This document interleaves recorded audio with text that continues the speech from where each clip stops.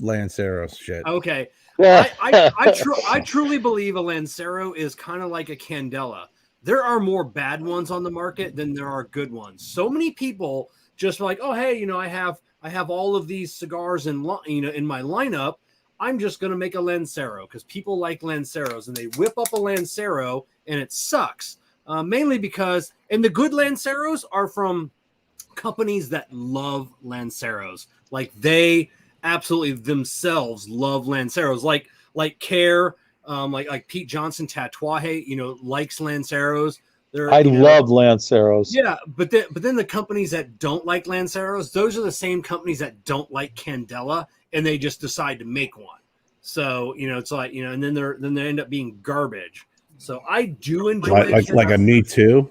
Yeah, so I enjoy a Lancero when it's done right, and you get the burn issues, you get the and I know, and I do know that some of the problem is me, because I'm like the traditional Lancero guy, to where I'll like you puff and puff and you end up hotboxing it, and you end up ruining the Lancero. But you gotta be patient. Over the last year, I have been patient, so I've really learned kind of like the technique of smoking a Lancero, and that I still get bad ones, so. But yes, I do like a good Lancero. I didn't get a chance to try any of Care's his last run of them, but I'll be excited to smoke those again. Tatuaje, everything, and they don't make a bad Lancero. Everything they do is good. Oh, good. Yeah, and then Steve Saka, his only Lancero, but he did he hates Lanceros, but he understood. I got to sat in, and a lot of what obviously that I learned from him, I can't speak publicly because it was in his confidence, but he did spend a long time understanding why he didn't like Lanceros, understanding why the draws were bad on the bad Lanceros, and he really put together a game plan, some effort, and then to create at least a good smoking Lancero, so and luckily he ended up making one that also tasted good. Yeah. What's up, Big D? Daryl? Yes, Stogie Medallion, or is that Stogie Meditation? Jeez, my fucking eyesight's terrible. Yes, the Drunk Chicken does make a good Lancero. I had their was it Sweet Dreams? Was that a Lancero? They one of the Lanceros they sent was a Sweet Dreams, and I thought I liked it. It was good. Rock Dash, what's up? I am smoking. Kerr, what am I smoking? Didn't we have this conversation when you were smoking the same thing? Lars. Okay, here I'm going to give you a time. You're smoking the Sandela. Okay, so let's do this again. Oh man, did we lose him? Hey, Lars, what's up, man? What are you smoking, buddy? I'm smoking the Sandela, and this is awesome. I love it. There you go. Yeah. I am smoking the Stogie Road Edition 35 Fat Lancero, aka a Toro. Or fatty. A fat. I love that. A fat Lancero. I gotta protect that term. Somebody write that down. 9/30/2020. Because if I say it, technically I own the copyright of it. So I'm coming out with a fat Lancero, and it's just going to be a Robusto. And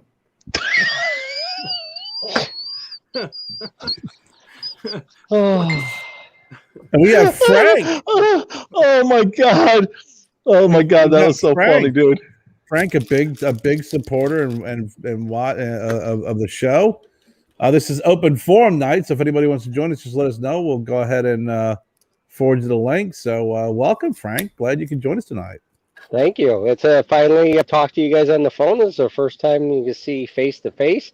You actually can see me. I should have put a mask over, so it's hidden. But now you know. And like Lars said, I'm supporting the beard. I'm starting to grow it out. And I love the beard. It's sexy. Great. I don't know. It's awesome, baby. You look great. Kevin, you and Brad are like all over that. When we had Brad on one time, and I said it was It was like a chocolate fist punched me in the face. He's like, chocolate fist. That's a great name for a cigar. Yeah, yeah. He's like, it's mine. I got it. Yeah. That's awesome. Daryl, you should join. Yeah, Daryl should come on. That'll be fun. Yeah, definitely. Let me know, Daryl. I'll send it to you. I'm smoking a Big Tony because my dad, I posted tonight, Jeffrey Amendola of Amendola Family Cigars is at a rolling function night in Harrisburg, Pennsylvania, Harrisburg Beer and Cigars. And my dad always wanted to meet Jeffrey. He loves his rolling. And there's Jeffrey rolling. And then there's the Big Tony and Jeffrey Amendola himself.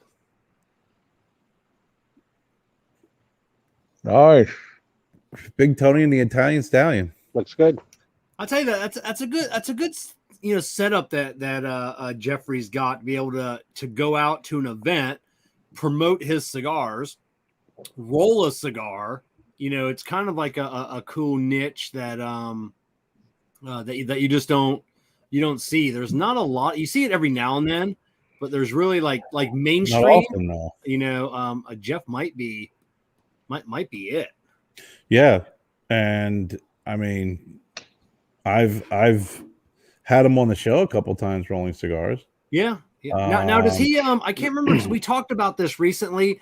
Does he bring cigars with a binder on them already, and then rolls just the wrapper, or what's he doing at the event? Well, he brings the cigars in already in the molds because of the time frame it takes for them to prep, and then he just rolls puts the wrapper on it.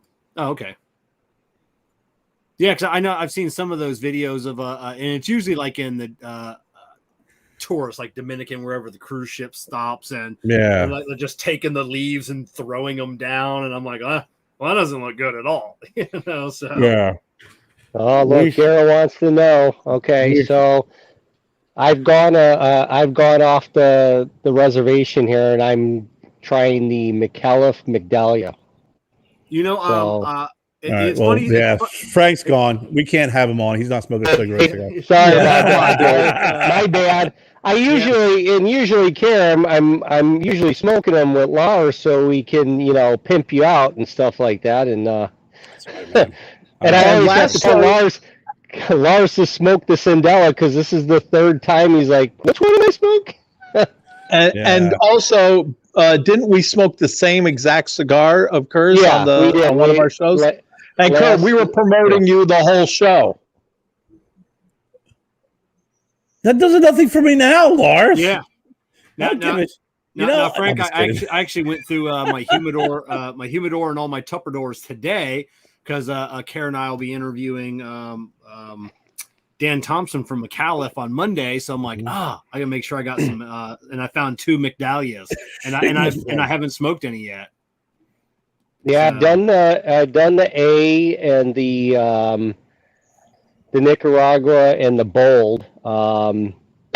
They have a Leland number 2, a Lelanda number 2, which I just couldn't. I don't know what it is. I couldn't really pinpoint anything on it. I didn't like that. Now, Kara, you recently smoked that. What did you think of that Lelanda number 2? Yeah, I wasn't too, and I just couldn't tell what it was. I just had no.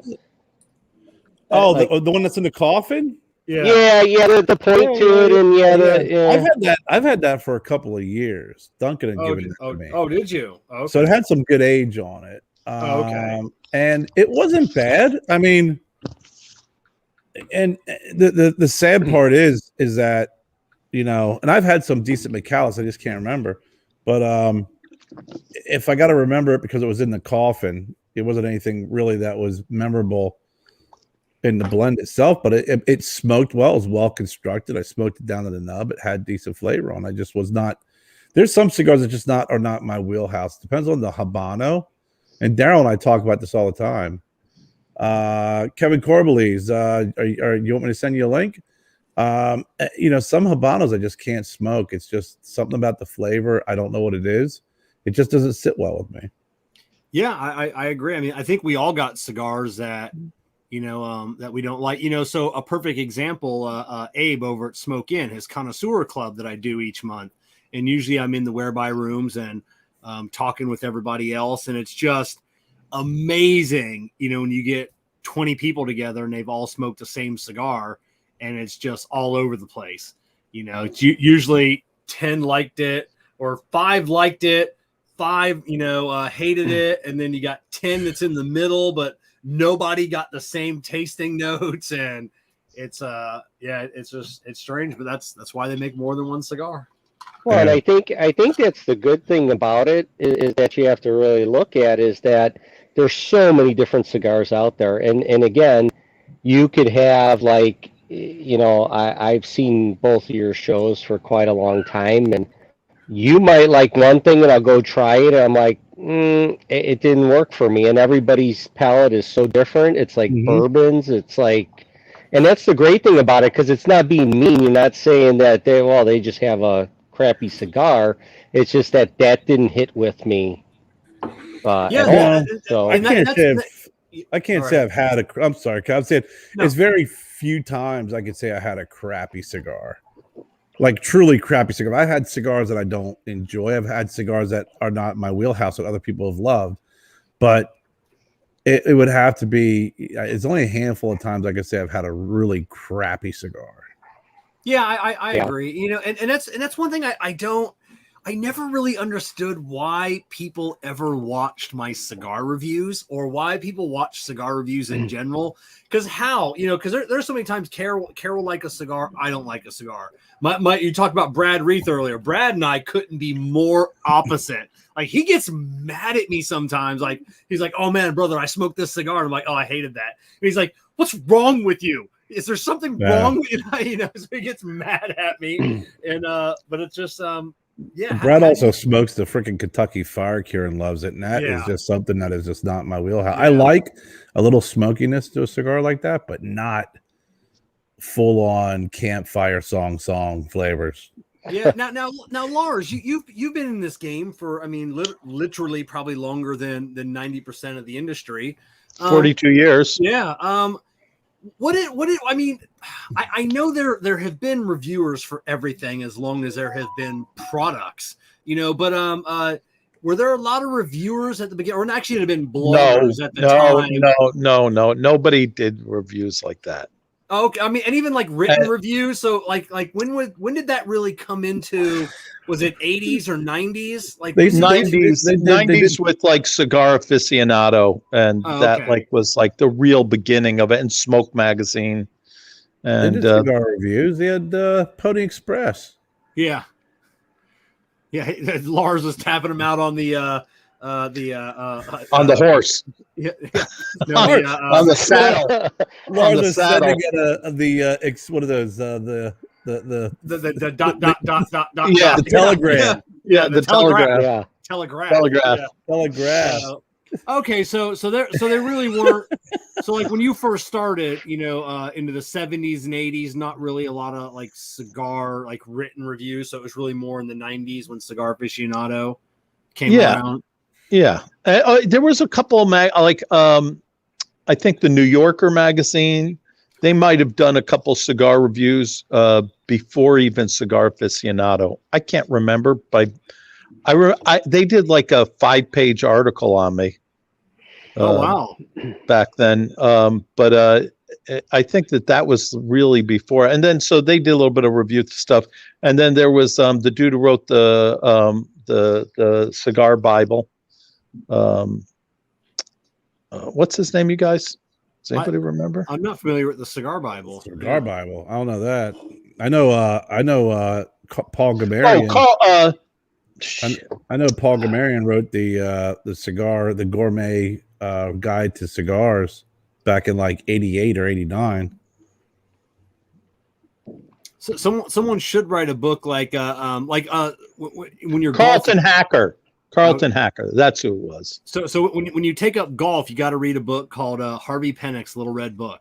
I think they wrote it. I don't know. The book's got to be 30 years old, if not older than that, and like it's still true today.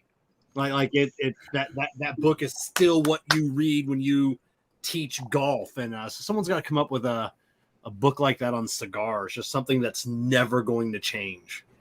We got someone from across the pond joining us. Hello, my American brothers. How are you all? Oh, very good. And it's not Dez. Yes. No, it's Yeah. not. It's your importing distributor, Alpha George Yes, Cigar man. Lounge. Yes. I was yes. So those who Makes didn't- a change brother. from it not being Des. How are Yeah. you all anyway? well, You all yeah, okay? To hell with Des. Anyways, I've I was been gonna trying to get. say, I've been trying to get him. I've been trying to get him to talk to the Queen about the whole fucking Northern Ireland thing, and he's dragging his ass on it. And I know he hasn't gone over there yet. I just said knock on the door. Just say, hey, what's going on? It's 2021. How you doing, Gareth. Arthur? You're supposed to be getting Gareth Ireland do within it. the next couple of weeks from what Oh, Des okay. said. And How you doing, Arthur? Yeah.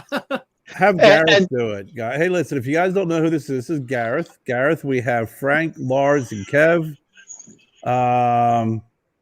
Gareth, I'm proud to say that is going to be he is our importer for Stogie Road cigars. It's awesome. In the UK and other parts. So Kevin, if you need someone to speak to the Queen, have Gareth do it, because Yeah. I seen him in action and he gets things done. He gets things done. Oh, I yeah. do get Yeah. things done. we got Prince Harry over here now. So I'm bound to. He is on the West Coast. I'm on the East Coast. I'm bound to run into him. Maybe I'll just speak to him directly. See what he can do. Hey, You think? hey, Kevin, Yeah. the Carlton Hacker wrote a review on me in Forbes magazine. Oh, really? Yeah. And Wow. if you look up Carlton Hacker, he's like one of the guys who was one of the first ones really writing books that were super successful on cigars and Okay. cigars and pipes and all sorts of stuff like that. Oh, right on. There is a book And- being written at the moment by Cy Swinney. So if anyone knows who Cy Swinney is, he's writing the book at the moment. He's going to have some people in there like Nick Perdomo. He's interviewing me. He's going to be interviewing Des. We're going to be in his book all about different things and different expectations of what cigars we smoke, from what the cigar market should be in England, then talking to the companies, and he's in the moment at writing the book. So as soon as Cy gets that published, it will be hitting the market for everyone Cy- to listen to. Yeah, Cy to read, Sweeney. Yeah, and why do something I needs know? to be done. Why do I know that name, Cy Sweeney? Where does he? Because he's on my podcast. Yeah. Probably. Yeah, Cy's on your podcast. Cy also Okay. is a big friend of Desi's. He's got Okay. the Cigar International Group that he runs, his own Cy Sweeney International Okay. Group, and he's got the Cy Sweeney Cigar Reviewers Group. Okay. And I he's love also Cy. He's an a awesome member dude. of Yeah, he's a funny Cigar guy. Rights of Ireland. He is. So yeah, And he judges bodybuilding competitions. Yes. yep, that's right, Lars. It is, Yep, that's and- right. And he was in the bodybuilding Hall of Fame. He was inducted into. Really? Sorry. Yeah. So Kevin, get those naked pictures out. We're gonna have to have Cy review them. Yeah. Yeah. Oh boy. Yeah. Yeah. How not to review a cigar? Yeah. Yeah. Well, that's cigar influencing 101. Take off all your clothes. Exactly. I just thought to pop in anyway and just say hi to everyone. Hey, it's I'm great to gonna pop- have you on. I'm going to pop off and catch up with one of my cigar friends who's been in touch with me about me being up the hospital today. So, Kay, I'll speak to you over Yeah, the next thanks couple of for days popping and I'll on, let you man. know what's We come back. Hey, it was great seeing you. Yeah, it's I'm great gonna seeing you guys, like I Nice to say. see you. I'm gonna shoot you another StreamYard for tomorrow. Yep. And Yep. we'll connect tomorrow. I think it'll be Yep, about 9 definitely. o'clock your time. Yep, and Kay. Thanks, everybody. Have a good Take one. care. Have I'll a great catch you all evening. very soon. Appreciate it, Gareth. Good Bye-bye. seeing you, buddy. Have a great evening. All right. Good old Gareth popping on. He's a good guy. Yeah, he is. He's good people. He well educated, and he and his wife are very knowledgeable with the importing of cigars, and really kind of gave me a little bit of an education on things. And he does things right, and he does things proper. You know, after I had a long conversation with him, it just made sense, you know, for us to move with him. And I know he's working with Amendola. He's worked with a couple of companies that are going to be joining his importer family, and he does take care. He really does. He's done a few things behind the scenes with some folks who were doing some unsavory things, and took care of business. Place is a big dude. He always reminds me of one of those big scary guys from like a Guy Ritchie movie. Yeah. You know, I'm holding a Desert Eagle 50 caliber, and you're holding a replicant. How do you know that? Because it's written on the side of your gun. That was a great movie. Yeah. So my tattoo artist Butch, going back into the I don't know, 30 years ago when his dad was still alive and a young man, was fishing off the Florida Sunshine Skyway fishing pier, and guy comes up, tries to rob him, pulls out a knife, tries to rob Butch's dad, huge dude, machinist, and Butch's dad pulls out a 50 cal Desert Eagle, and this guy's holding a knife to Butch's dad, and his dad a 50 cal Desert Eagle. A couple buddies are with Butch's dad, and then so Butch's dad tells the guy, he goes, "Give me your wallet." So he takes the guy's wallet and he throws it off the pier into the water. Oh my God! Oh, there's still till the day he died. You know, they told that story. You know, when he pulled out fishing with a fucking 50 cal Desert Eagle. You know, just a monster of a gun. I never got to shoot it. I held it a few times because Butch had it after his dad passed away. Just a beast. It is a fucking cannon. Yeah, they're no joke. They're no joke. I had a buddy of mine back in Pittsburgh had a 50 cal, and it's like he'd shoot the big 55-gallon drums. Yeah. It was like the holes would put in those things. I was like, God Almighty, I could not really wrap my head around what that would do to a human body. Oh yeah, Butch used to take he had a 50 cal BMG, an Armalite BMG rifle. He used to take it to the range. You know, the range was 1,000 yards. That rifle's good to a mile and more. Yeah. And every time he said he squeezed a trigger, it was $7 every time. Yep. And now it's like 20. Yeah. He had a muzzle brake on it. Nobody could be on either side of him, and the muzzle brake would just blow everything, you know, off to the side. You know, he just giggled every time he'd squeeze that trigger. He'd just laugh and yeah, I couldn't imagine.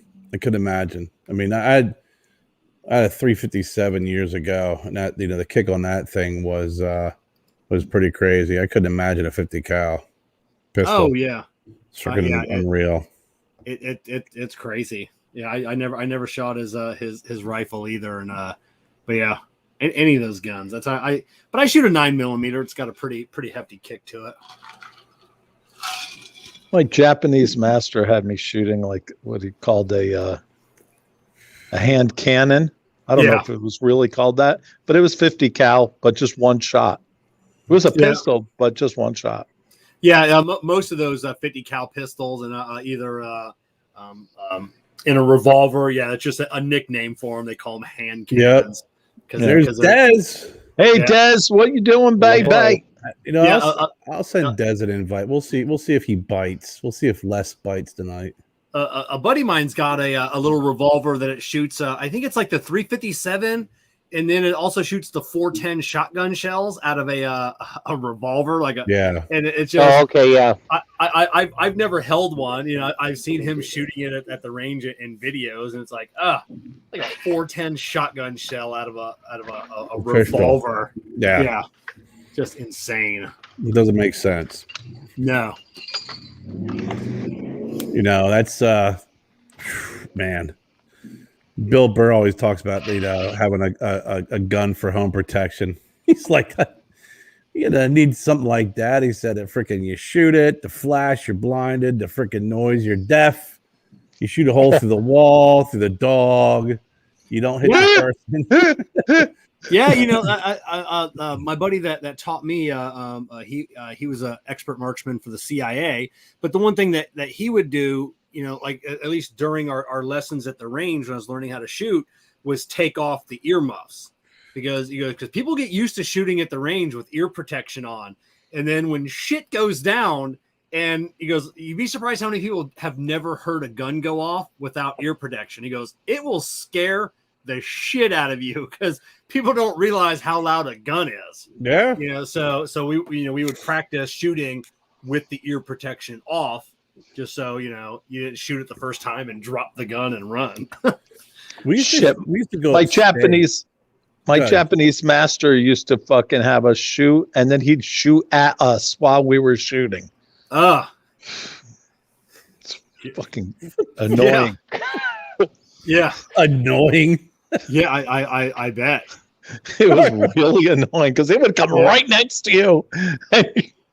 You just are terrified to even move an inch because you don't want to move in the way of where Yeah, I can imagine. I remember when I had my Class G security license that allowed me to carry on the job, and I showed up with my Glock, a 27, for the 3-day test. And like day one, the instructor's like, okay, going down the line one by one, making sure everybody's gun is safe, and gets to me, I'm somewhere in the middle, like pulls it out, and then he like racks it, and he's squeezing the trigger, and he's like, who the fuck built this gun? And I go, some dude in the CIA. And he goes, yeah, you can't shoot this. And he goes, what is this? Got like a half a pound trigger? And I go, yeah, I don't think it's got that much. And literally you blow on it and the gun goes off. So he wouldn't let me shoot with it. So I had to shoot with a gun that he provided, like a piece of shit Sig Sauer or something.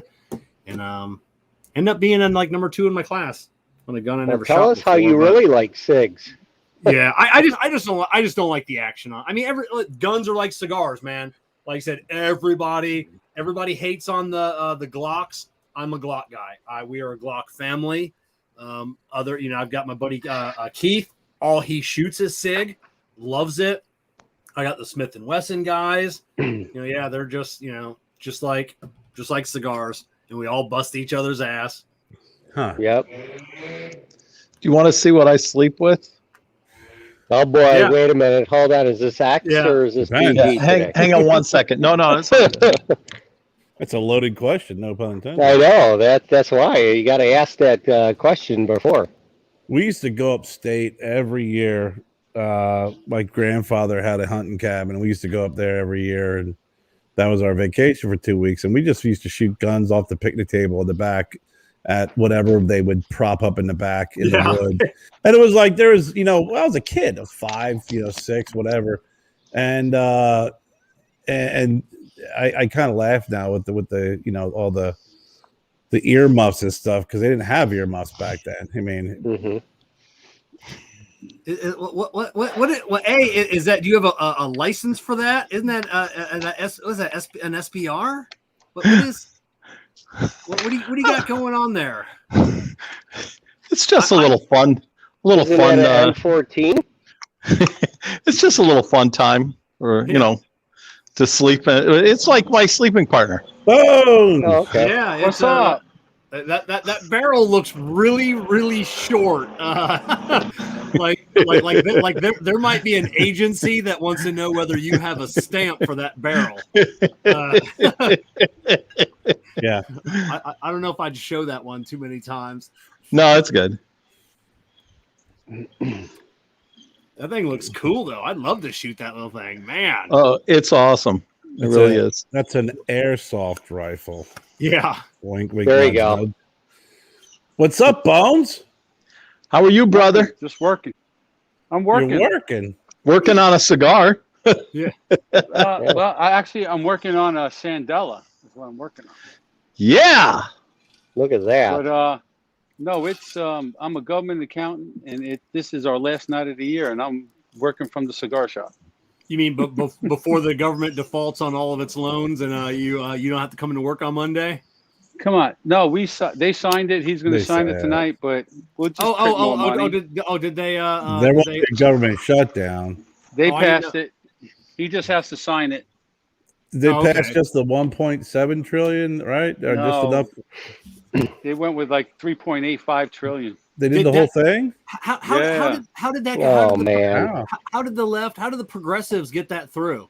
Like they were all dropped- going to vote against it. They dropped the debt ceiling problem. They're not even addressing that, and they added the Afghani refugees and what do you call it? Storm relief for Ida. Wow. So the Afghani refugee thing went through. So so I'm wondering if the what was the deal with the mileage tax? Did that go That's through? With that was a pilot program. That's they're a gonna thought, run. but there's a state that's pushing it. I think Pennsylvania. Yeah, Pennsylvania is. Oh, really? Yeah, they're looking at like Taxpennsylvania? 0.08 cents per mile. They say the average person drives 13,000 miles a year. Yeah, I mean, I'm on a year where I'm traveling, I'll do 25,000. But you know how I pay for that? With the taxes on gas. Exactly. That's the road tax. Well, the thought behind it is this: is I did some reading on it because I know they're just doing a pilot program, Oh, okay. and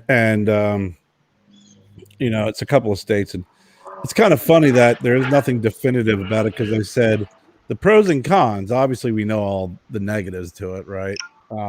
They said the pros, and it may replace the fuel tax, the tax on gas, and I'm not. I mean, listen, it's the government, right?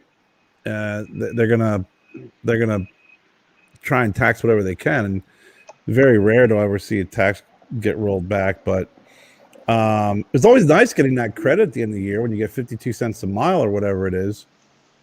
So I didn't read deep enough into it. If that is no longer going to be a tax write-off, if they're going to start taxing your mileage. Yeah. But once the government gets the tax in, it's never coming out. No, Yeah. and it doesn't matter what fucking side of the aisle you're on. I mean, any fucking taxes like crack for them. But taxing mileage on what? What you drive every you year. drive. Yeah, in Pennsylvania. Really? Yep. So I wonder how they're going to enforce that. Well, that's when- one of the concerns is that they don't want these GPS systems and stuff being put in your vehicle to track your mileage.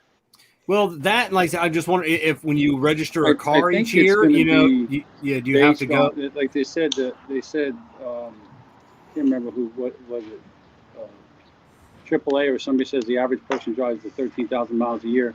So you tax everybody based on 13,000 miles, whether they drive 5,000 miles, or they're a truck driver and drive 250,000 miles. You're all going to pay the same amount. That's crazy. That's absolutely insane. So it'll be. I wonder, what are going to be the loopholes of that? If I put all my cars in my business, will that be a loophole to get me out of? And then I'll be like, I don't own a car. I don't have a car. The business has a couple cars, so yeah. It'll be interesting to see how that thing shakes out. Yeah, kind of strange. Yeah, I mean it's I can see if you're beginning is registering your mileage every year and everything else. So you're gonna have checks and balances with it.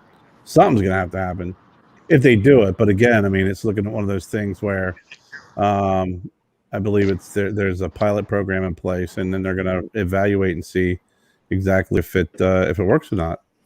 Okay, so yeah, that'll be interesting.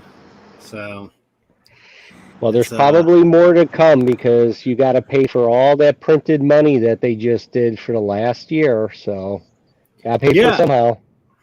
Yeah, and I'm just wondering how many things were hidden in that $3.5 trillion a bill. Like Dude. all the things that we don't know about. It's the government, man. There's everything's hidden in their bills. I don't care who you are, where you stand. Whenever someone passes or tries to push one through, Yeah. there's always a number of deals and hookups and money's going here and there, man. That's why they call it pork. They got pork, man. They had to, because they said as of a couple of days ago that they did not have the votes to make it pass. So now I wonder how many bridges to nowhere are getting going to be getting built. I gotta check and see that because Daryl sent me a message and I didn't think it was passed. Bridges to nowhere. Bones might have the inside, I don't know. And Bones has the inside. I don't know if he's got the inside too. Bones. Although, I missed all that. I lost my volume. What was the question? I was asking you where you said we thought you had the inside. You're a government employee. Yeah. So, yeah, no, but the inside to what? I missed the whole conversation. The $3.5 trillion. Where is it? Line for line. Where is it all going? Go.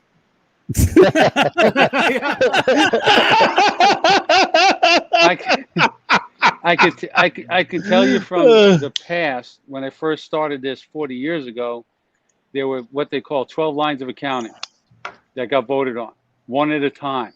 One might have been the DOD, one might have been, and I'm just throwing Homeland Security, whatever. All right, agriculture, social projects, whatever. They voted on one at a time. Well, somebody in their infamous wisdom, these, smarties up in Congress decided, oh, that's too much work to vote on one at a time. Let's put them all in one bill. So now this is why the budget's such a pain in the ass every year, is because everything is in one bill and it either passes or it doesn't.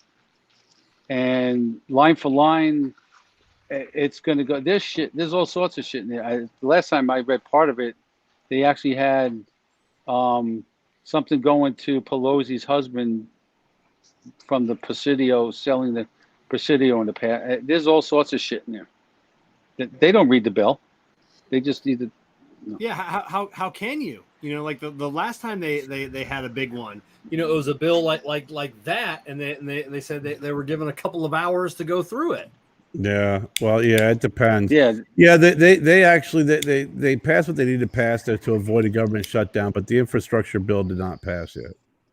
Yeah, they said I knew that was going to be a separate. Yeah. Infrastructure. Yeah, where's that $1 trillion going? Yeah, and then Biden's like, it's going to cost zero. Like taxes are going to pay for that. Well, then it didn't cost zero. It didn't cost zero. No, we're just gonna print more money. Yeah. Get rid of the debt ceiling and just print until you don't need anymore. Yeah. I'm going to retire and I'm going to be even more. So we're going to retire at the same time, become Democrats and get everything for free. Yeah. There you go. You'll get a government pension, right? Oh, yeah. Actually, if I retire, Bones is in that bill, Kevin. Bones' pension is in that bill. I can literally make more money retiring than I can working. Oh, geez. Gotta get me one of them jobs. I was gonna say, if that was my option right now, I would not be kind of wondering what my next steps are. Yeah. Well, the whole pension's built on your top 3 years, so I'm trying to get to. So keep on paying your taxes. Yeah. Well, you broke up a little bit, Bones. I keep on losing. Bones. Come in, Bones. He keeps on losing audio, it sounds like. This is ground control to Major Bones. I really made the grade. Can you hear us, Bones? And gone. Yeah. Look, the government shut him down. He told too much. Time to ground I don't know what my volume keeps on going away from my iPod. That's because you keep on saying too many secrets and the government's shutting you down, buddy. Yeah. Yeah, True story. I should be. Fire Where's- me. I'll be where's- happier. Where's the rest of the crew? They're both sitting there watching the football game on one screen and the Yankee game on the other, and giving me a hard time saying you're not working. Who's the? Yeah, I am. I'm on the lunch break. Morton playing? Mav. Yeah, no, yeah. Who's playing football tonight? Who's on Thursday night tonight? Jacksonville and Cincinnati. Oh, okay. That'd be Oof. a good game. You got That's be glued to the television set for that one. Hey, did anyone make When have any you ever baskets seen- yet? yeah. how many free throws have they gotten today in that game? What's up, David? You know, Yes. it's games like this that fantasy football makes it interesting because I don't have a thing for either team. So I can never get into I fantasy. do have to football. get back to work, though. I hate to say that, though. I'll be back. I'll try to be back if I can. Bums. Cool. You do what you gotta do, buddy. We appreciate you hopping on and Yep. and stopping in and I'll be saying back. hi and feeding us misinformation about the bill, but that's okay. That's Yeah. he's Hey, part of that. that- He's part of that conspiracy. He's feeding It's misinformation. better you get it from me than from Facebook. Mhm. All right. Thanks. Bye, guys. We'll See see, you, Bones. I wanna see if Biden's gonna be ballsy enough to go send it out to everybody like Trump did. So this is what this bill is, and go line item. You were able to look at the whole thing, no problem. I don't know. I mean, it's a it's. I know it's any government document. They've got to make it available to the public, but how easy you can find it.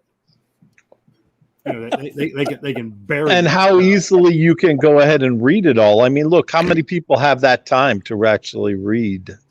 Oh yeah, no. Daryl making the extreme correction on Bones when Bones said, "Better get that from me than from Facebook." But this This is Facebook. Yeah. Good job, Daryl. Oh, Bones. We love when he makes his guest appearance. He's such a great guy. So, what is anybody drinking anything special tonight, Kevin? We know you got your rum and coke. I've got I'm drinking a mixture of Bacardi Silver and Bacardi Black. Lars, what? Orange vanilla seltzer. Frank? Okay, from Wisconsin, Spotted Cow, New Glarus Brewery. Well, hopefully your screen won't freeze. We'll get to see that. That's great. I drank a Miller Lite, and I'm drinking some water right now. I had a beer from the Birds Fly South, and it's a good beer, but it's not a good cigar beer because it is a very bitter beer. And Jesus Christ, Kevin, put some fuel in that. Kurt, I love that filling- hat so much. Oh, I'm not even kidding. Yeah, That hat has got to be your new hat that you wear all the time because I love that. man. It looks Jennifer great got on that you, for me. Very nice. Thank you. All right. You saw Jennifer- me filling this thing up before the show, so that means I got to let it sit for at least. a Man, I month. love that hat. It's just awesome. I don't know, Kevin. It's you're clicking that thing over there. It's 'Cause I'm pissed I think off at it. somebody's got to get Kevin one of those purging devices. Yeah. Who gets those? Who Yeah, makes those I'm- things? I don't know, I'm- man. I'm They're just- excellent though. Just fucking Zycar.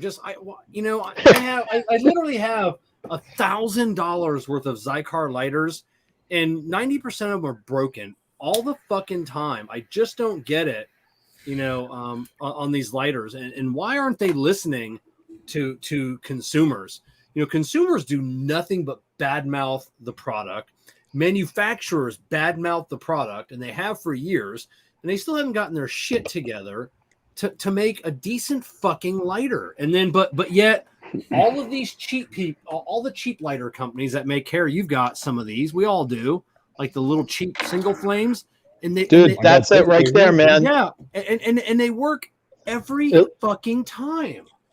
I still have my Yeah. I have my boat. That's exactly. Look, dude, I'm using the same single flame thing. Boom, works every time. It's awesome. I have a small boat of pipes, And it's a pink with a little kitty on it. And I got one at a cigar event for Crown Head, and that's been my best lighter since. Yeah, that's like a little, I think Jeep, DJEEP. I think they're the company that makes all those like one Lars had and one I've got and that Crown Heads. I just don't get it. Why Vertigo? That's a Vertigo. Yeah, that was Vertigo like $10. does well. Yeah, Vertigo makes good stuff, but their customer service kind of fucking sucks, and you can't get a hold of anybody at the company. Well, dude, if you're this calling thing is only a couple bucks. If you're calling customer service for a $10 cigar cab, what's up with that? I like to call customer service just on any product just to see what kind of customer service that they provide. You're that kind of guy? Yeah, before something breaks or sometimes. Hey, I would like to talk to customer service right now about this. Yeah. The marvelous cigar prop. Yeah. Everybody check it out. Go buy one. It's the best. Just want to tell everybody at customer service. Little Vanna White action. I appreciate that. And then if you call us, we'll call you back, or we'll answer the phone, or like I said, we answer our goddamn emails because we're not that big. And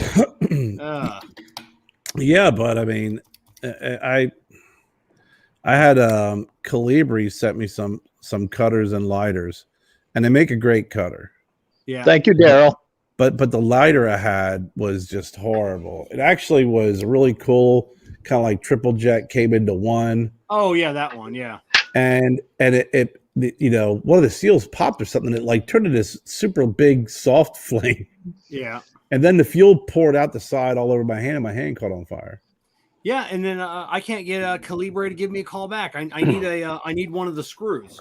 For my that's all the cutters I use are Calibres. Yeah. And I can't. I need a screw for this one because it fell out. Because the first thing you do when you get a Calibre deep V cutter is you take all the screws out and then Loctite them and put them back together. But yeah, I have one that knocked one out, and I usually clean it out, and then I've been getting it sticks, like when I hit the button. Oh really? Oh. So yeah. So what I did was I just knock all the old tobacco out, clean it out, and then I take some olive oil, a can, and I'll spray a napkin and wipe these bars down, and then wipe down the cutting part, and then I'll just spray a little bit into the button and wipe it off. It's vegetable oil or olive oil, so you have to worry about that being on your cigars, and it freaking acts brand new. Oh, okay, that's awesome. Yeah, it's the Nature's WD-40. Oh yeah. Now, Care, I just lit up a cigar that you sent me. This is the Faded. Oh yeah. So far, it's a good cigar. I like it. I think it's a really good cigar. I think it's I mean, I'm not 100%. I'm not privy to the construction, the wrapper, binder, filler, but I do know that that is going to be limited supplies because it's the 10th anniversary. And I know that Chris got a hold of some Cameroon wrapper, and that's what is on that. Yeah. I like, it's, and it doesn't taste like any of your cigars, it's, which I love that when you get like a boutique maker, because there are some boutique cigar makers that make for themselves and then make for other people. And then, you can taste the similarities between the cigars. And you just wonder, I wonder how different these really are. But this doesn't taste like anything. It's 100% different from anything that he makes for you. Yeah. His Chris has a couple of cigars. He's got the Torch, which is a really good cigar, and it is pretty unique because they do taste different. They really do. And that's a cigar that's not overly strong and powerful, but it has got a lot of great complex flavors to it. This one or the Torch one you're talking about? That one right there you're smoking. Yeah. I'm just in it. No, it's not overly spicy. I'm not thinking the nicotine's going to be really strong on it so far, but No, and when you get midway through, it'll start transitioning, give you some more flavors. I'll tell you what. I had the CAO Flathead the other day. Wow, that thing Okay. just had that was a nicotine bomb. Yeah. Oh yeah. It's been a long time since I was like my ears were and buzzing and shit. Yeah, here we got Dez, the cigar cabin. Use a cedar stick. Well, so that's what I want to do. So what I want to do is I want to take Des, my you should come on the show now and tell us this in person. Yes, so here's what I do is I take my lighter and I light something else on fire, and then I use that to light my cigar. So why not use the thing that you lit your cedar with? The $100 lighter. Yeah. So if Or Des. if you're gonna light your cigar, just light it with the thing that you were gonna light the other thing with that you were gonna light your cigar with. Now I'm lighting two things. Come on, Des. I'm actually gonna come out with something else.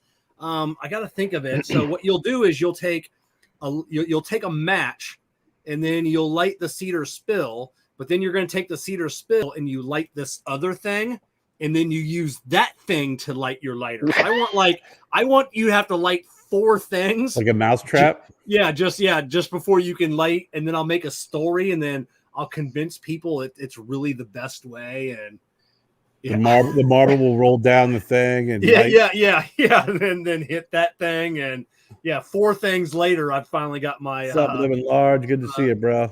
My light or my cigar lit. Des, I sent Des an invite, so I don't know if he's just being shy or what.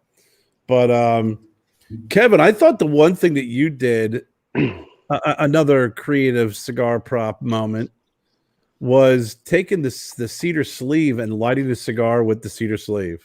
Yes. Now, Frank, did you ever see that? Yeah, I tried it actually. From your video, I did do it. Yeah. Now, Lars, did you ever see that? Yeah, I've done it before. So You know what I do is I'll take the cedar sleeve and then I just cut it into strips. No, he actually keeps the cedar sleeve on the cigar. Oh, So what you do is you just pull the cedar sleeve down. Did Frank just get mugged? Then you light the cedar sleeve, and then as it burns up, it'll light your cigar for you. Oh shit! No, I've never seen that before. And surprisingly, it had the perfect light on the cigar. I have got to try that. That's awesome. It was mind-boggling. Now, like on this one, I had to cut off like the first 1/4 inch because there's a piece of tape down here, But then you just light the cedar sleeve, and then as it burns, it'll I'll let Frank back in when he hops on. He was making a lot of like noise. The cigar. Yeah, it like blew people's mind. And I didn't come up with that. I mean, I gave props to the guy that did it on TikTok, because I don't want to be that guy that steals somebody else's way of lighting a cigar, but that's neither here nor there. But how about the TikTok dances? Yeah. I can't dance. Oh, okay. I've got to see it. How are you doing on TikTok? I don't have special lighting. Yeah. Kevin, how are you doing on TikTok? Really good. We're up to a little over 26,000 followers on TikTok. That is awesome. And it's funny because I think I was telling Kara this recently. When I like first got on TikTok. Now I got on TikTok really after interviewing Terrence Riley from Aganorsa, because I kind of teased him a little bit about being on TikTok, but he didn't do dance. I mean, he was just showing cigars and the factory and everything. So I decided to join up, and then everybody made fun of me. Oh, look, Kevin, that's the platform he belongs on because he's childish and this and that. And like now everybody's on TikTok. Yeah. It's hilarious. I get so many people that reach out. Hey, what's the key to succeed? I'm like, everybody made fun of me. Now they want my secrets. Yeah, you got beat up pretty bad. A different demographic too. I was on it for a long time. Yeah. I just thought it was stupid and funny at the same time. Yeah. Kevin got beat up for being on TikTok for a while. Yeah, I think it was you, Miley Cyrus, and yeah, but so people always ask me how do you succeed on TikTok? Like people are like, I've been on for years. I don't even have 1,000 yet. I always tell everybody because people try And Wow, you got a lot of material, dude. well, that's it. And you know why? Because I like TikTok. I like the app. So it's just like YouTube. It's just like anything else. Instagram. You find the content that you enjoy watching, and then you make content similar to that. You don't have to copy. You don't have to knock off anybody else. But if you understand a platform and you enjoy that platform, you'll be successful on that platform. I've always done that with my YouTube videos. I enjoy watching videos, so I make videos that make me laugh, and same on TikTok. Yeah, I just started following you, baby. I'm gonna watch all your stuff. I love it. Yeah, I got a lot of talk amongst shit. yourself. I'll be right back. Yeah. Okay. Yeah, We should definitely gives entertainment. Listen, when we get together, I want to do a TikTok dance with you, Kevin. Yeah. We got to. Yeah. That would be fun. Oh yeah, for sure. And then I mix it up because there are not a lot, but there are quite a few cigar channels on TikTok. And I find myself as I'm scrolling through my For You page on TikTok and just checking it out, I'll come across cigar content and I just skip it. It's like, you know what? I'm really not, I really don't want to watch another cigar review. I really don't want to watch somebody else break down a cigar. I don't want to watch that. That's what I live, eat, and breathe cigars. I want someone to make me laugh. I want someone to entertain me. So right.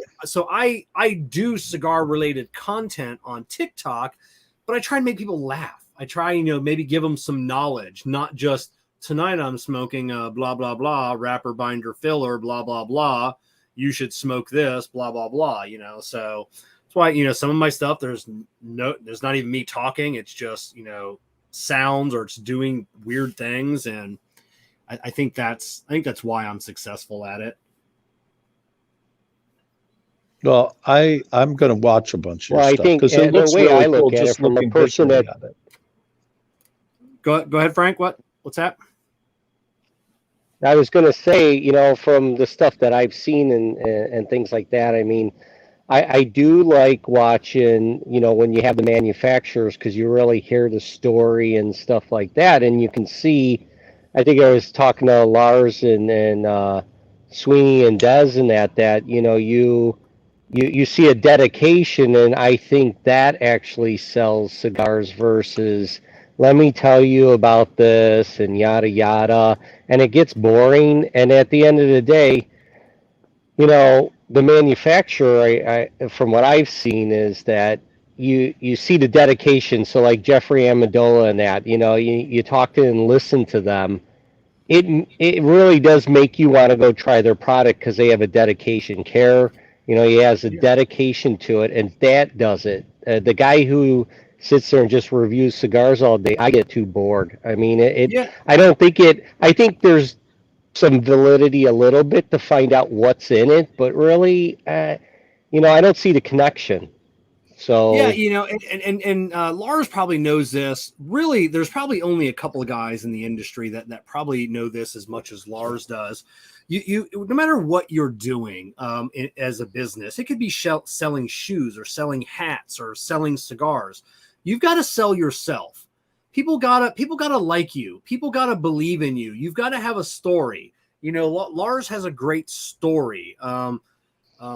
Steve Saka's got a great story. Robert Holt has a fantastic story. So when you believe in the person and you get wrapped up in their lives, like when you hear all these stories like Lars, just all the things he's accomplished in his life and all the things he's seen and done, it's like, man, I really want to try his cigars now, even if people say, they don't like Southern drawl, they don't like this or like that, it's like, but if you believe in that manufacturer, if you believe that story, it makes you want to go out and find those cigars. So that's what Kara and I try and do on Monday nights is just, get those stories out of people, like that's why we always start off with, what's your story? What got you into cigars? Was it a father, an uncle? And usually that'll, late at night. Yeah. And a lot of times it catches people off. I don't know how many times I've caught people off guard by just not even asking about the cigar. and then they go off on these fantastic stories. Then they end up saying more than what they should say, and sometimes they get in trouble. But that's the job that Kara and I, we what we're paid to do. And but yeah, so that's what you want to hear. You just don't want to hear a manufacturer come on and be like, hey, this is the wrapper, binder, filler. This is where it's made. We want to know everything behind it first. I thought one of the coolest moments on that was when we were interviewing Christian Arroyo, and you asked him when did he become Christian Arroyo and stop becoming his father's son, and he was like, I don't know, no one's ever asked me that question before. It really kind of it caught him for a loop. And I love really, that. Really, look on his really opened up afterwards. And I think folks, appreciate that when it's just a genuine conversation and seeking to understand. It's like, you ask questions because it's what you want to know, right? And when you have that conversation, that's why the comfort level is just so high. Yeah. Well, what I found is I just watched the Saka and Jeff. I was with you guys watching that, and I'll tell you, I just found it fascinating, the intelligence that Saka, and he pulls it apart, and quite fascinating. It really was. It's when you sit down with that man, and it's on when it's one-on-one, it's just and the knowledge that's why I'll watch every show that he does, because I'm always learning something new, and it's always a great story. But I love sitting down with Steve and just having a cigar, having a drink. And when a camera's not on, he opens up a lot more. And he says a lot of stuff that, doesn't want you repeating sometimes. And we know how well you keep secrets, Kev. Yeah, I've kept quite a few, and it's usually business. It's always business stuff, of way back in the day. It's like how things are done, how things are made, how businesses run, and it's like, really, like I never knew that. It's just he is a wealth of knowledge, and same with Steve, or Jeff Borshowitz from Corona, and when you talk with Abe DeBabna from Smoke Inn, it's insane, and most people still don't know, like to this day, that Abe DeBabna from Smoke Inn is who created the Camacho Triple Maduro.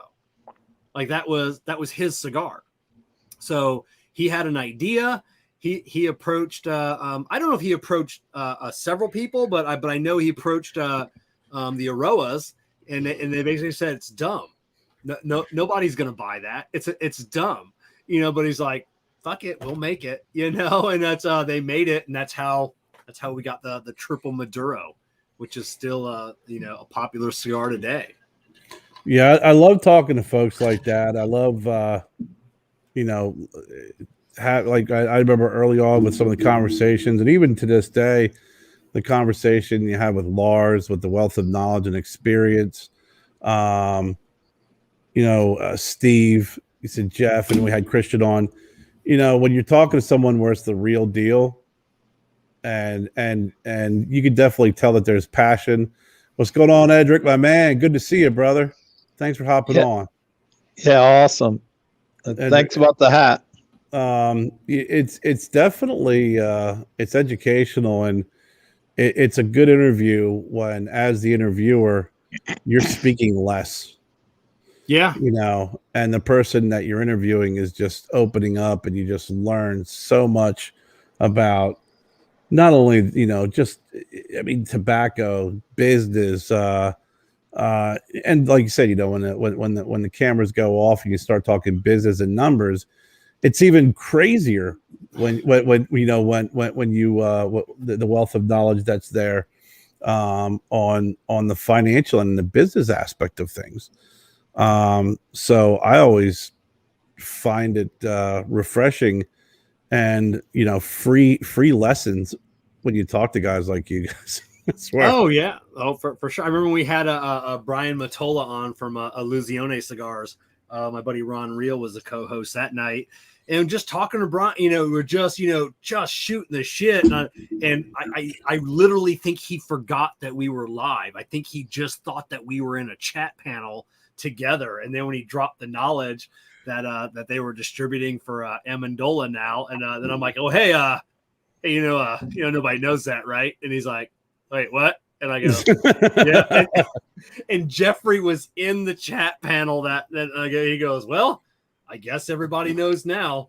Yeah. The next day, shit hit the fan, across multiple companies. And I'm like, my bad, Oopsie. Yeah. Whoopsie. But that's the comfort level, man. And it's a wealth of knowledge, and I think that's the one thing when you bring that kind of content, it's more than just giveaways and freaking, ridiculousness in preaching and stuff. It really becomes, it truly becomes an area where people want to convene to learn. Yeah, and at times be entertained. Yeah, it's just like this little forum tonight. It's just 4 dudes in a lounge, just talking, shooting the shit, and that's those are my favorite things. Yeah, I love that.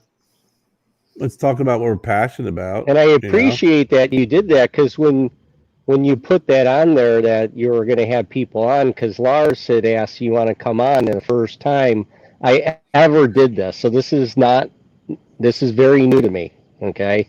And Lars like, hey, you want to jump on on Wednesday? And I've been on ever since, except for last night. And I've talked to Lars offline. You've been great. It's been great, Yeah.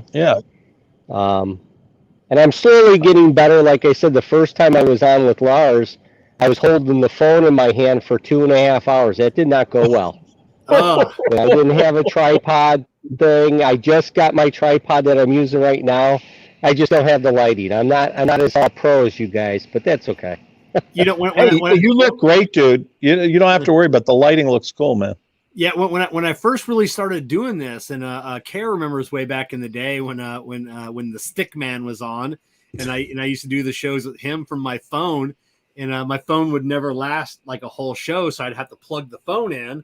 But the phone would overheat. So right before the every show, and nobody knows it. I've never told the story ever, but I would take an ice pack from the fridge, and I would rubber band my phone to the ice pack. Yeah. And then I would plug it in and then set it up so my phone could charge and it wouldn't overheat, and then just do the show that way. And that was just, I look back at that now, it's like, God, that was so ghetto, but we all start making it work though, man. It's making it work. You make it work, and and now I just need a naked picture of me behind me like Lars has of right behind me.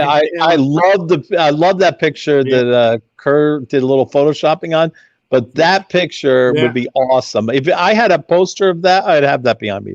Yeah, right, I want to let that poster that's behind you, move your head a little bit to the Lars so everybody can see that poster the other way. Oh, sorry. Yeah. So that photo right there, I want to recreate that photo with you. Oh, I would definitely do that photo with you. Are you kidding me? Which one's that? That one. Which one? Yeah. Yeah, where Lars is holding my leg up. Yeah. Yeah. Or you could be holding mine. Either way, I don't care. Yeah, I prefer to have my leg held up. So okay, I'll do it, baby. So yeah, I can't wait till we get together. We're doing that poster. Yeah. And I am going to have that on everything. Everything. Yeah. That's going to be the official poster for now on. Is it going to be a picture, or are you guys going to just stay there and have someone paint you like that? That too. Yeah. We'll do both. Yeah. That's not a flashlight, Lars. Little samurai technique. Hello. Yeah. Excuse me while I sheath my sword. Oh, I got to tell you a funny story. Remember with your dad with the 50 cal and the knife? I'm coming out of the dojo. I'm a young kid at the time, and my ex-wife, who was not my wife at the time, she was one of the senior students in my Japanese master school, and we're coming out of the school, and this gang of, so we're a little smaller group of people that were walking together. Maybe we're 5 or 6 people, and then this huge gang of like maybe 21, 22, 23 kids, young hoodlums came over, and this guy pulls out a gun and a girl pulls out a knife and pulls it on my master. Now, these were pretty young kids. They were like probably maybe 17, 18, 19, 20 years old, something like that. And my Japanese master at the time, I think he was in his 50s, but he looked like he was in his 20s. He looked so young. And so he pulls out his sword and he said, "Mine's bigger." And then he whispered something into this girl's ear, and I have no idea. Now, the other guy who was with the girl had a gun out. We all had guns anyway, so it didn't even matter. But my Japanese master and the girl just walk off together. She ends up going back to his apartment. And all of us are looking like, what the fuck just happened? Yeah. And the guy with the gun put the gun back, and those guys walked the other way. We kept going. Yeah, I wouldn't mess with a good knife fighter. Even with a gun. I've seen knives can work very fast within 10 feet. Yeah, and I think the rule of thumb is 18 feet. So if someone has got their knife or their gun holstered, and you have a knife pulled out, and within 18 feet, they can get to you. Before that, the other guy can get their gun out of that holster. Yeah, so if it's an experienced shooter in live kinetic situations, it still takes about 3 seconds to shoot accurately. Yeah. But and maybe 18 feet was good, but I think 10 feet is pretty much what you want to kind of count on. If they're in 10 feet, they're going to be faster than a gun you have. Oh yeah, 10 feet all day long, day long. Yeah, that gets a little hairy. Yeah. Cut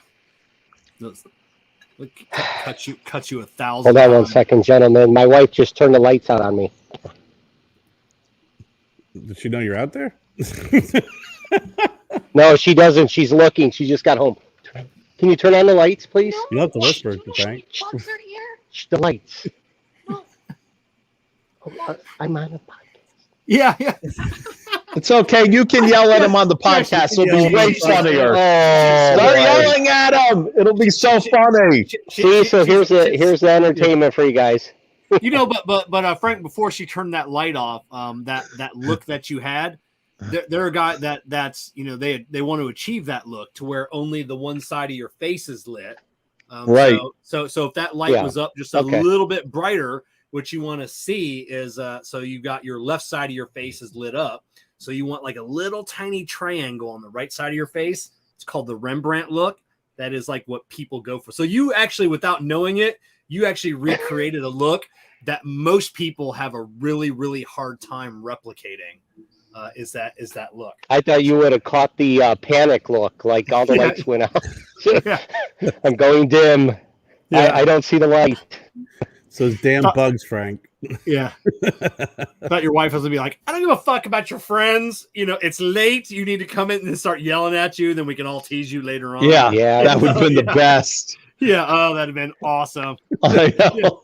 Or she comes out not knowing and like yeah, probably no makeup on, hair in a bun or something. She'd be like just freaking out.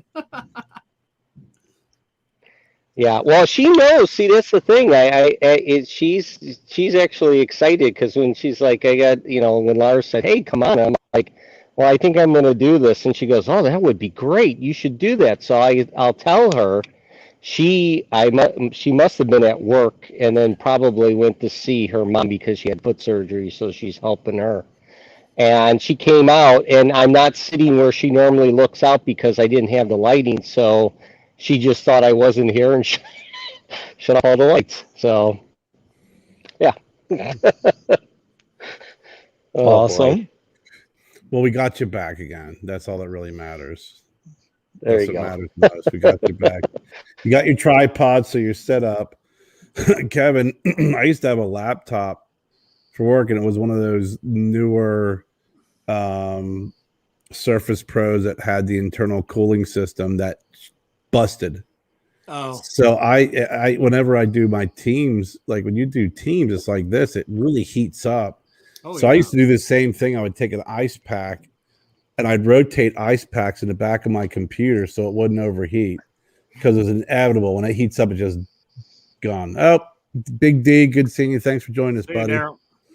Yeah. Take love care, my man, brother. It was Daryl. Love awesome. my man, Daryl. Have a great evening, Daryl. So yeah, it and, was a and then bitch. and now they make other like little trays that that have like 2 to 4 fans in it.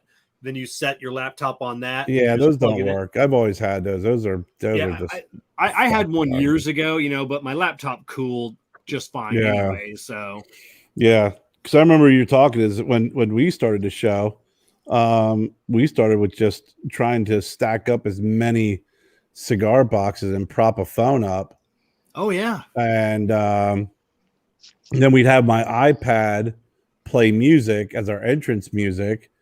And then when we started getting really creative and we wanted to like promote something, we'd have like, we would take like the picture, like put it in front of the camera and then play the music. There you go. It was the early stages of what was that? Disney bought it from that lady for like $1 gazillion. Einstein, Baby Einstein. Oh yeah, yeah. Remember she used to do that? She just it started off with just a Baby video camera Einstein. and her just putting shit in front of it, right? In our favorite rocket ship. And now look at it. I mean, but yeah, that's what we used to do too. Yeah, it's just amazing how far we've come. Just just the equipment. Like people don't understand like what it takes to to produce these shows and equipment and everything else. It's mind boggling. I mean, it's hundreds of dollars a month. I know for like things like StreamYard and your podcasting platform. It adds up. It does, and it's always, you're always changing equipment, getting better equipment. You're always wanting more. You always want to do better. And yeah, it starts to add up, man. It's like, oh, well, I'll just get this. It's only $25 a month. Well, I'll get this. It's only $30 a month. Oh, we can get this. And then at the end of the day, you're like, holy shit, this is starting to add up to a pretty hefty monthly bill. And then heaven forbid, like you said, is if it comes down for equipment and just getting some new equipment. I try and keep my stuff pretty light and flexible. yeah, Easily. And there's Frank. He's gone. His wife turned his phone off. yeah. Just to keep it travel friendly. So I can take all my stuff, go bing, bang, boom, and toss it into a travel box and it's ready to go. Oh yeah. It makes it nice. It's when I wanted to add a second camera so I can go back and forth. I thought that would be cool. That was $1,000. That was $1,000 later, just to add a second camera. Because then you got, oh, hey, I need some kind of switching device. And then I need these better cables and everything else. And with every new feature, it's like, well, for an extra $15 a month, we could do this. Oh, okay, oh yeah, great. yeah. Next thing you know, I look at my credit card statements this month, and it's like the reoccurring charge for this platform, this. Like I said, you say it's $25 a month, it's $12 a month. Next thing you know, it's $250 a month, for everything. Well, now it's to the point where these shows, when you download them and you save them, and I send them to you, now I gotta get Dropbox or you got to get WeTransfer because they're just too big to email. I had to get some software to clean up my computer just because there's just so much crap. So it adds up, but you know what? It's what you do. If you want to keep putting out really good quality product, you always got to be willing to be flexible and you have to spend. Yeah. I'm looking for to get a another hard drive set up for my computers. I mean, I've got 4 hard drives in my computer, and they're almost all completely full. So now I'm looking at, like a big external hard drive. Yeah. Yeah. You're talking like 2 terabyte, 3 terabyte. Yeah. You get one for 99 to $100, but now you need a 20 terabyte. Now it's $900, and it's like, good God. I had my buddy just put like a 2 terabyte hard drive in my notebook. Yeah. Yeah. I've got 4 2 terabyte hard drives in my computer. And they're almost all of them are completely full now. I just keep I just keep moving them, moving them all down, and then I still back everything up to the cloud. Yeah. I don't know how many terabytes of information that I have, from the cloud. And that monthly fee. And that monthly fee, just so I don't lose anything. Yeah. So yeah, it's absolutely insane. Do you have a tower, Kev? Is that what you have? Yeah, I have a tower. Yeah. Yeah. So so I'm just looking at another, almost like a little mini. It looks like a brick, and then it comes with like available like 8 slots, and then you could start off with 1, and then you just keep sliding in, these hard drives, and you can stack them up. So you can start off with a 5 terabyte or whatever, and then you could just keep sliding them in as you need more and more info. That sounds really cool. Yeah, but it's never ending. It's when you're doing things like this, it's never ending. Okay, that's better. There you go. Yeah, it's constant, and with technology, I mean, hell, nowadays, I mean, things are just always upgrading within 6 months.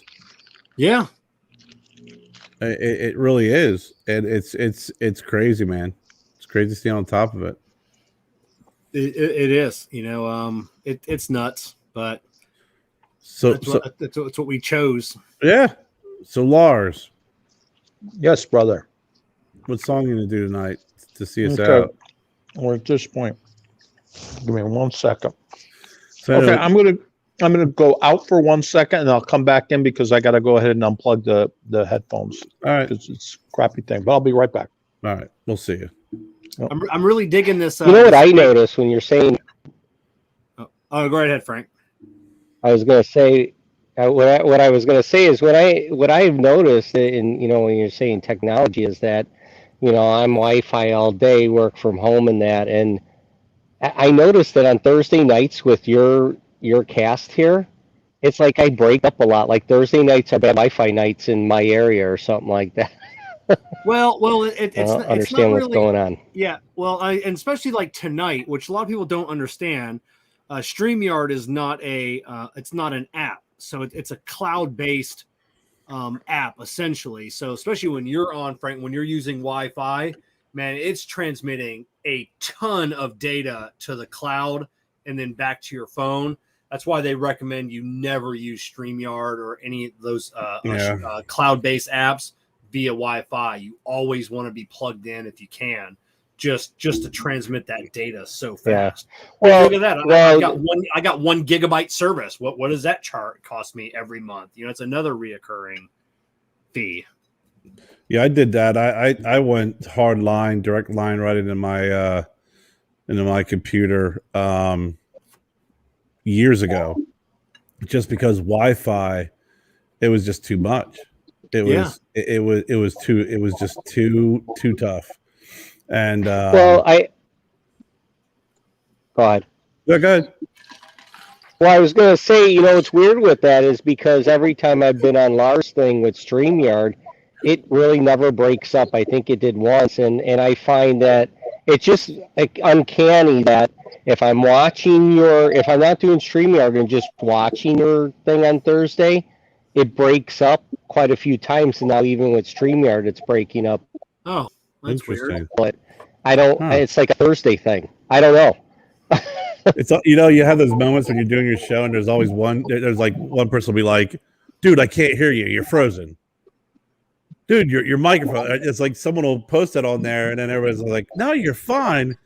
Because you never know what's going on. And StreamYard's not always perfect. I mean, it's been shoddy. I was using Ecamm before this, which is for Macs, and it's and it goes through when you have guests like this, you use Skype. I gotta tell you, Look at excuse me. this, Kevin. Cigar It was- prop. Hey, It was I got very Stogie nice. Road cigar prop. Look at that. look at that. Very nice. You know, we got